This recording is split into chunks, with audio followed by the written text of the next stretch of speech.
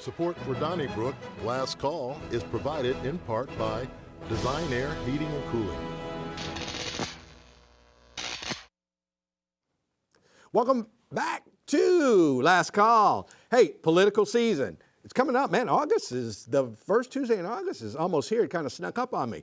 But another race, Jason, we have VonDross versus Gina Mitten. VonDross's first name, I'm sorry. VonDross versus Fred Wellman. Fred Wellman. I'm sorry. Mitten was Mr. Butts. It was Mr. Butts. That was my fault. I put it wrong on the teleprompter there. So this is where I live. Okay, I'm following this race. I thought Mr. Wellman, came out early, and I thought he had some momentum. But is that a done deal, or you think it'll be close? Won't be a done deal until the primary. I think that Wellman has significantly more institutional support. Like he has support from Chris Murphy of Connecticut, who's a senator, a number of sitting members of Congress, a lot of state legislators, including Jill Shoup, who ran in the 2nd District. I wouldn't say VonDross is like a non-entity. She's put a lot of her money in the race. She has a lot of really ardent fans. She's doing a lot of town hall meetings. I think that it is not unusual for there to be a primary in the 2nd Congressional District. There was in 2018 between Mark Osmak and Court Van Ostrin.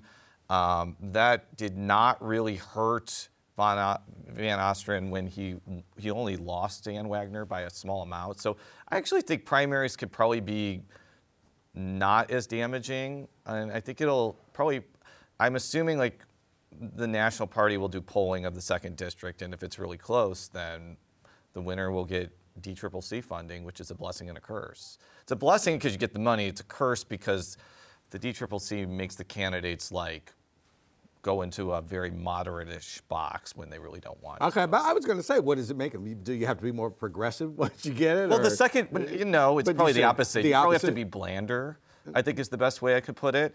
The 2nd District is also, we didn't talk about this in the first segment, but the thing that's hanging over a lot of these not progressive-y primaries, a lot of these congressional primaries is the fact that it's being done on the new congressional map.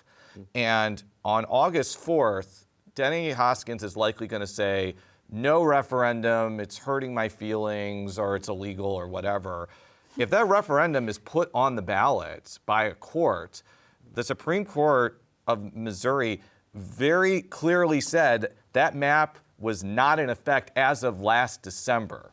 So the prospect of having to redo primaries, in September and October, I'm not saying it's going to happen, people, but I think somebody who loses a primary by a small margin could say, we just ran a primary on a map we shouldn't have. So that's something to keep in mind. The 2nd District of 2015 or 2025 is much different from 2022. And even the 1st District, it's not radically changed, but it is different.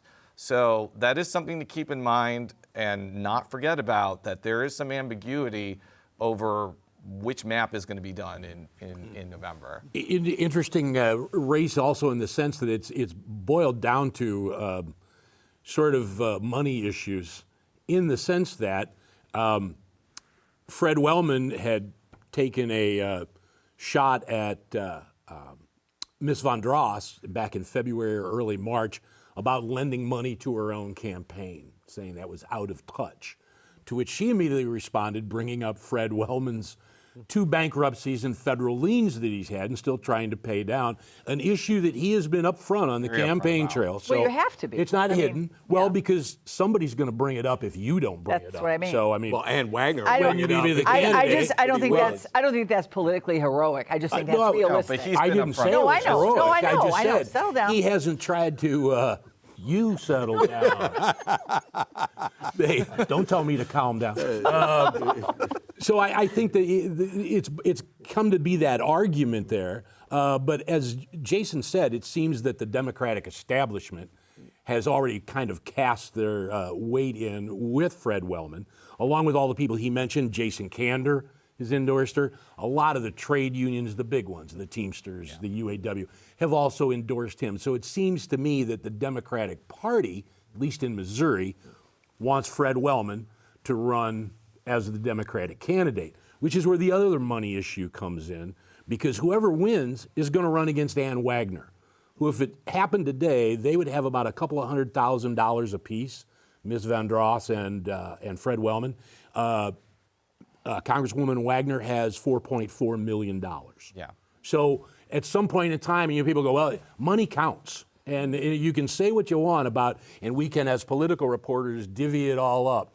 90% of the voting population does not pay as much attention to these things as we do, and they go by commercials and ads. Money is name recognition is money, and Ann Wagner. And all I know is that every 2 years, everybody says Ann Wagner is vulnerable, and she's served 7 terms. And she's becoming more entrenched with each passing term. Right. And I mean, that's clear. And I think there's something about Ms. VonDross who, it seems it's very charming and sort of esoteric, but this feels like big machine politics, and I'm not sure that she can pull that off.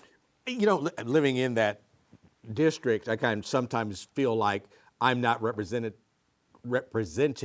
because I never see or hear from my congresswoman. Mm-hmm. Maybe that catches up with her this time. I don't know. I think there's a lot of furor out there. I'd like the Democrats' chance in this race much more than I like our friend Ray Hartman's 2 years ago for various reasons. I think it'll be a lot closer. I think it will be too, but here's the thing. The Democrat has to win St. Louis County for all the bluing of that part of the district. I'm making up words today. Bluey and progressive-y. Nobody has awesome. ever beaten Ann Wagner in St. Louis County. Right. And that is to her credit that she is outrunning people like Trump and the gubernatorial candidates. So until any Democrat does that, it's over. They need to win St. Louis County first before we even consider this race competitive. And even though we have a very strict non-wager policy here at 9 PBS, Joe and I believe that she will not come any closer than Ray Hartman. All right, I do. I think so. I think so. Amy, you want to add anything to that? No, you guys have done it really well. Okay. All right. Here's what I'll say is that the good news is running a couple companies into bankruptcy doesn't automatically eliminate you from political office. That's so been proven. Still got a chance. It's been proven. So you're saying I got a chance. He's got a chance. Yeah. So, the election, the midterms are in November, and if you count the months, well, St. Charles County put a hold on data centers for 6 months. Conveniently, it's past the election date. So is this a big deal, Amy? Are they kind of thumbing their nose at data centers or just kind of putting it on pause? I would like to say it's both because it is very politically convenient, but at the same time with this push to build these data centers, specifically the large-scale data centers, which are different than the small and medium, which we already have all around us in Chesterfield and downtown, but these large-scale data centers, I think the push to develop and build is moving more quickly than cities and counties and states can really understand the impacts of what these data centers will do. So while, yes, I think a pause is smart, is prudent. I'm not naive as to you know what? Let's just kick the can down the road 6 months. Well, the other thing too is this is just for St. Charles County. It's not for the municipalities, which I'm sure still want that sweet data center money. Sweet data center Just money. saying back there, that sounded like a blues singer. Yeah. So, and my understanding from talking with Steve Wellman, who's the incumbent, and there are 2 people running against him, Jason Law and Bill Eigel, there's really not a lot of developable land where you would put a data center. Maybe in a floodplain, we could see if a data center floats. Yeah, I'm laughing at my own jokes. Open mic night with Jason. I saw You're all week, folks. I saw the Japanese nuclear power plant, like that. Those things don't work out well. Not that, Well, do you think, as you said, Amy, you think the push is on because they realize that the window is closing? I mean, because Mr. Brazil, when he responded to the St. Charles, he said, this is nothing. It means nothing. 6 months is nothing. Right. So, but it does seem that the opposition is gaining a lot more traction, and they've got to act as fast as they can. Yeah, I think I think the size, the placement of the data centers matter. You look at Franklin County and the data center that was proposed next to the Shaw Nature Reserve, and how they said this is really going to mess up the ecology, the flora and fauna of that area. I have a skeptical eye toward the data center developers, even though I know everyone said, well, you're on your phone, you use social media, you need a data center. True, but we also know that the new Meta data center campus in Louisiana is requiring 10 gas fuel burning power plants to just power that data center. More than the entire state of Louisiana, I believe. And so, you know, do we know what we're getting into with these data centers? And I think it's healthy to have a skeptical eye. Well, I think one thing we can count on politicians, what they do better than anything else is kick cans down the road. Oh, yeah. Somebody So good else. at it. All right. Before we get out of here, we got to talk about this. One of the most sensitive intelligence gathering campuses in the world is in St. Louis. And a guy in a pickup truck just drove past the first security point and was trying to walk right in. Now, are you concerned about this, or does this fall into the stuff happens category? I'm not concerned. All right. They caught the guy. They did. But you can do a lot with confidence and one accessory. So if you're confident with a lanyard, or you're confident with a ladder, or you're confident with a utility van. A vehicle. I think you can get further than people think. He deserved a cake. You know, there's a Simpsons episode where Bart was going to give Homer a cake that says, "You tried." And I think he deserves that cake. Right. And not to make light of it, because, you know, like the man may have really been up to some mayhem, he had weapons. but at the same time, it's not good. it's just, They're getting. you kind of chuckle, and hopefully I'm just glad I'm not him right now. Oh, I'm glad. Wait, I'm glad I'm not the person who he drove. Well, that by. guy is that gone, I'm person, sure. that He's poor, already looking for another place of employment. Maybe we'll get a job at a data center. All right. Hey, thanks for hanging out with us on Last Call. We'll see you next week on Donnybrook and Donnybrook Last Call.